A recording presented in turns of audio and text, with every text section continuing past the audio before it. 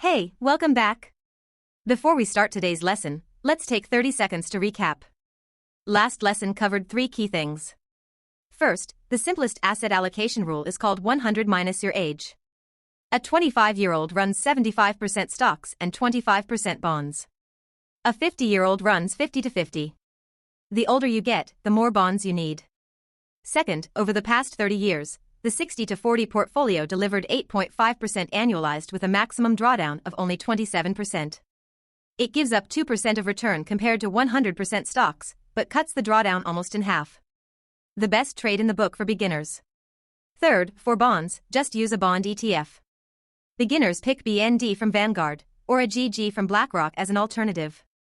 Okay, we've nailed down asset allocation. But there's probably still one question on your mind. After you've set the allocation, how do you actually put the money in? All at once, or spread it out over time? Here's a scenario. Say you have $100,000 in hand. Maybe it's your annual bonus, the proceeds from selling a house, or a big check from family. You've already picked VOO plus BND in a 75 to 25 mix. The question is, do you invest the full $100,000 today? Or split it over 12 months, putting in about $8,000 per month? Instinctively, 12 months feels safer, right? What if today happens to be the peak? But let me tell you something. Over the past 30 years, the data shows that investing the full amount up front actually makes more money, and does it more often. You don't believe me? Welcome to Lesson 9. Let's look at the numbers. Let's nail down 2 terms first. Number 1. Lump sum investing, or LSI. It means taking the money you have right now and putting all of it into the market at once. A $100,000 check goes in as a single $100,000 buy. Number 2. Dollar cost averaging, or DCA. It means splitting your money into pieces and putting it in on a fixed schedule, in fixed amounts, over time. 100,000 split over 12 months at $8,000 per month, that's DCA. What's the real difference? LSI's advantage is that all your money starts working from day one. Its downside is, if the market crashes tomorrow, you watch your whole pile shrink. DCA's advantage is, it averages out your entry price. You don't get unlucky and buy everything at the top. Its downside is, the cash that hasn't been deployed yet is sitting on the sidelines, earning nothing. One important caveat. If you earn a paycheck and put $1,000 into ETFs every month, that's technically DCA. But that's not what we're discussing today. Today's question is, when you already have a big chunk of money in hand, which side should you choose? These are completely different situations. Please separate them in your head. Let's start with the psychology. Why does almost every beginner instinctively pick DCA? 3 reasons. First, fear of buying at the top. You pull up the chart today and see that the index has been climbing for 5 straight years. There's a little voice in your head saying, what if I'm buying at the absolute peak? With DCA spread over 12 months, if a real crash hits along the way, at least the later installments buy in cheaper, averaging down your cost. Sounds totally reasonable. Second, averaging your entry timing. You don't know which day is the bottom and which is the top. So buy a little every month. On average, you end up paying the average price. That's literally where the name dollar cost averaging comes from. Third, it's just psychologically easier. If you lump sum $100,000 and the next day the market drops 5%, you've lost $5,000. Ouch. But if you only put in $8,000 and $92,000 is still in cash, you only lost $400. For human nature, that's a much easier pill to swallow. All 3 of these reasons are valid. Instinctively, DCA really does feel safer. But here's the thing. Investing isn't about feeling safe. What you actually care about is, 10 or 20 years from now, which strategy made me richer? Let's look at the actual data. There's one piece of research everyone in the investing world knows.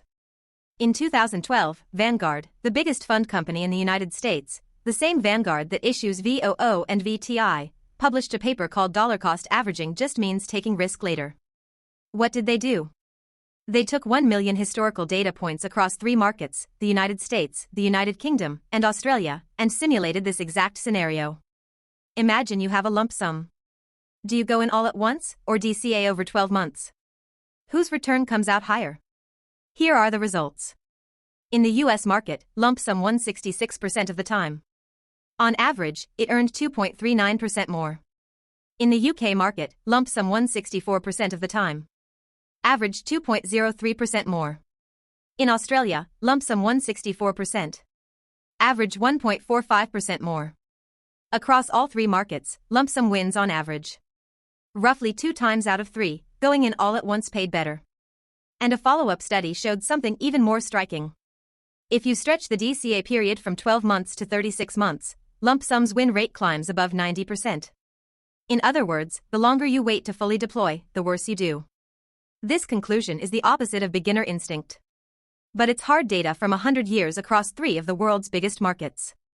So why is it this way? We'll explain the reason in the next part. The data feels counterintuitive, but the logic is actually simple. 3 reasons. First, the stock market trends up over the long term. Over the past 100 years, the US stock market has gone up on average, delivering roughly 7 to 10% annualized. If you have money sitting on the sidelines today, you're missing that positive return. Most of the time, the market is rising, not falling. Every extra day you wait is one less day of compounding. Second, the opportunity cost of cash. When you pick DCA over 12 months, that means $92,000 is sitting in your bank account doing essentially nothing. Almost no interest. Meanwhile, if that same $92,000 had been in the market, it could easily have earned you 5% or 8% over the same period. That missing return is your opportunity cost. Third, what about buying at the top? That's a rare scenario. The nightmare every beginner pictures is, I buy today and tomorrow the market crashes by half. But in the past 100 years, that's only happened 2 or 3 times. Statistically, on any given day, the chance that the market is higher 1 year later is around 70%. So waiting it out isn't actually safe. Most of the time, you're just missing the upside. Bottom line. The safety you feel with DCA is psychological, not real. The discounts you catch are few. The upside you miss is plenty. Over the long run, lump sum wins 6 times out of 10. So does that mean DCA is useless? Not at all. Here are 3 scenarios where DCA still has real value. Scenario 1. You earn a paycheck. If you don't have one big pile of cash, but instead a steady salary, then DCA isn't really a choice. You can only invest $500 or $1,000 at a time. There's no lump sum option. In this case, DCA isn't a strategy. It's just reality. That's why I said earlier, paycheck DCA is not the same conversation as today's DCA, scenario 2. You might panic sell during a crash. Be honest with yourself. If you lump sum $100,000 and the next day it drops 10% down to $90,000, would you panic and sell everything? If yes, then DCA matters for you. What it costs you in expected return, it buys back in the form of psychological stability. Missing 2% annualized is way better than crystallizing a 30% loss. Scenario 3. The market just had a huge run, and valuations are stretched. When the broad market price-to-earnings ratio is clearly above the historical average, your gut is rightly worried. In that case, stretching your entry over 6 to 12 months avoids the risk of going all in at one single point. Just remember, this is a choice to minimize regret. It is not a choice to maximize return. Simply put, lump sum is for math, max DCA is for being able to sleep at night. Pick your priority. Finally, 3 concrete recommendations. Scenario 1. You earn a paycheck with $500 to $2,000 per month to invest. Answer. DCA, set up autopay at your bank. Same day every month. Buy VOO and BND in a 75 to 25 mix. Don't watch the chart. Don't wait for the dip. Don't stop. 10 years from now, you'll thank today's self. Scenario 2. You suddenly came into a bigger sum. $50,000 to $200,000. Maybe a bonus, an inheritance, or proceeds from selling property. Answer. 6 months. Spread your entry over 6 months. This is the textbook compromise. 1/6 in each month, fully deployed by month 6. It keeps the psychological comfort of DCA without dragging on too long and missing the upside. Scenario 3. You have more than $500,000 in cash, and your stomach is iron. Answer. Lump sum. Because at that size, opportunity cost gets serious. 1 extra year out of the market could mean $30,000 or more left on the table. If you can handle short-term volatility, the data is on your side. If you're stuck deciding, remember one principle. No matter which method you pick, the most important thing is that you actually invest. Money sitting in cash for 10 years gets eaten by inflation. A 6 out of 10 choice beats waiting for a 10 out of 10 that never comes. Okay, that's a wrap on Lesson 9. We covered DCA versus lump sum investing. Today you learned 6 key things. First, lump sum puts your money in all at once. DCA spreads it across installments. Second, beginners instinctively pick DCA because they're afraid of buying at the top. Third, Vanguard's 3-market study shows that lump sum wins around 64 to 66% of the time, earning 1 to 2% more annualized. Fourth, the reason is, the market trends up long-term and cash has opportunity cost.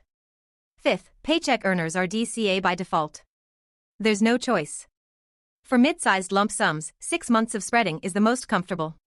Sixth, the deciding factor isn't math. It's whether you can sleep at night. This week's homework. 3 things. First, if you have idle cash right now, honestly figure out which bucket you're in. Paycheck, mid-sized lump sum, or large lump sum. Second, open your brokerage app and queue up a buy order for VOO or BND. Any amount. Even $50 is fine. The goal is to actually start investing. Third, ask yourself one question. If VOO drops 10% tomorrow, would I panic? Your honest answer tells you whether LSI or DCA fits you better. Next lesson, Lesson 10. Investing Psychology. Why do most people buy at the top and sell at the bottom? Why, even when we know we should hold long-term, do we still sell the moment we see a drop? This episode will lay out the biggest enemy on your investing path. Yourself. Subscribe and hit the bell. See you next week.